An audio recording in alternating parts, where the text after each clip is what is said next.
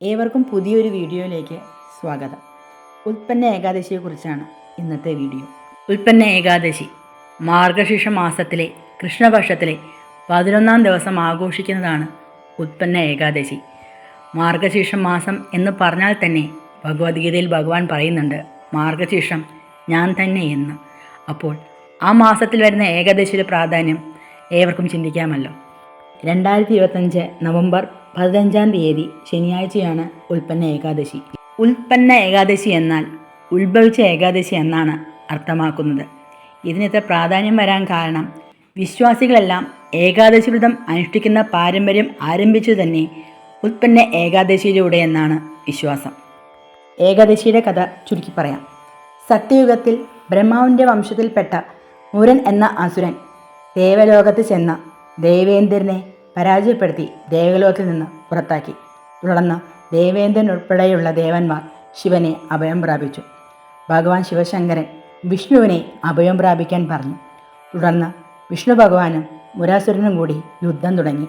വർഷങ്ങൾ നീണ്ടുപോയി. യുദ്ധത്തിന് സമാപ്തിയുണ്ടായില്ല. തുടർന്ന് യുദ്ധത്തിൻ്റെ രീതി മനസ്സിലാക്കിയ ഭഗവാൻ ഒരു ഗുഹയിൽ ചെന്ന് കുറച്ചുനേരം വിശ്രമിച്ചു. ഭഗവാൻ ചെറുതായ ഒന്ന് നിദ്രയിലാണ്ടു. ആ നേരം മുരാസുരൻ ഭഗവാനെ വധിക്കുവാൻ വേണ്ടി ആ ഗുഹയിലെത്തി.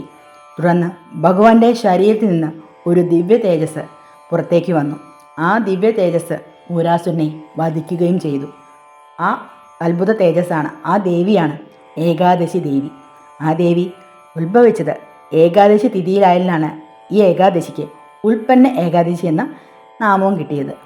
തുടർന്ന് നിദ്രയിൽ നിന്ന് എഴുന്നേറ്റ് ഭഗവാൻ കണ്ടത് മുരാസുരൻ വധിക്കപ്പെട്ടതാണ്. ആരാണ് മുരാസുരനെ വധിച്ചത്? തുടർന്ന് ദേവി പറഞ്ഞു, ഞാനാണ്. സന്തുഷ്ടനായ വിഷ്ണു ഭഗവാൻ ചോദിച്ചു, എന്ത് വരമാണ് ദേവി വേണ്ടത്?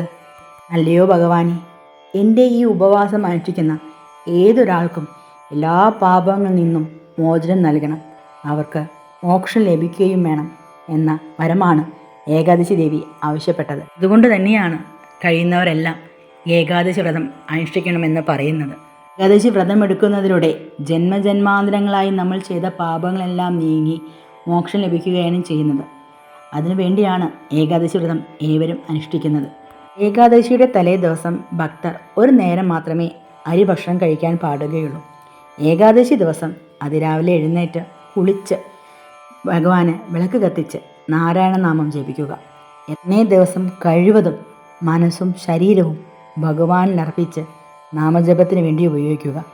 വിഷ്ണു സഹസ്രനാമം ജപിക്കുന്നവരാണെങ്കിൽ ഏറ്റവും ഉത്തമമാണ്.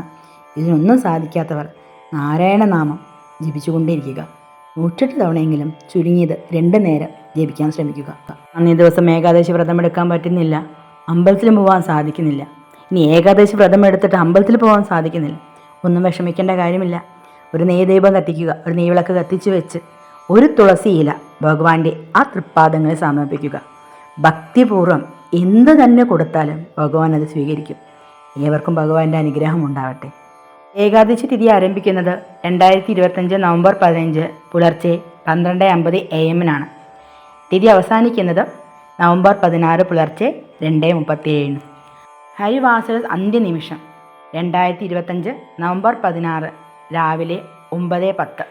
പാരണ സമയം നവംബർ 16 ഉച്ചയ്ക്ക് 1:16 മുതൽ 3:27 വരെ.